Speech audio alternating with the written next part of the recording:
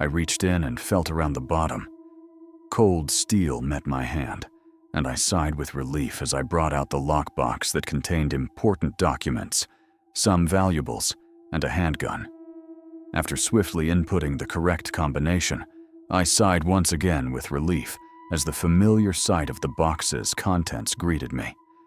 I grabbed the handgun, cocking around into the chamber before closing the lockbox and re-hiding it. I stood up slowly before resuming my search through my apartment.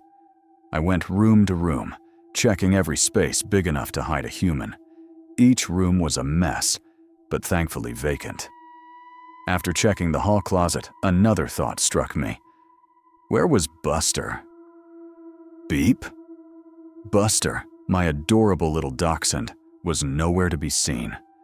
There was no sign of him as I looked through the apartment, nor did I hear any whimpers or growls. Unusual, given how noisy he loved to be.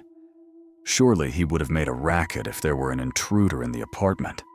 Then again, he probably ran out when the intruder busted in, which means I'll have to look for him later. I sighed with quiet resignation.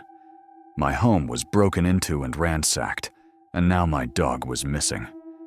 Hopefully the neighbors saw something so that I can file a police Beep. I huffed with frustration as I picked my way through the mess towards the kitchen. There, the neon green LCD display glowed, faintly lighting up the dark room. I flicked on the light, taking a step forward before pausing as I wrinkled my nose in disgust. A sickening smell permeated the room, like burnt meat and hair. I gagged, involuntarily shuddering as I nearly doubled over. Pinching the bridge of my nose, I straightened back up and froze.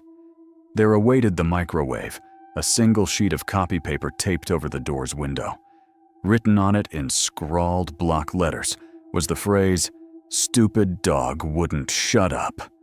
I stood still, the gun in my hand feeling heavy as my heart and mind started to race. No. Please, no. "Be Buster," I whined. The microwave answered. Beep.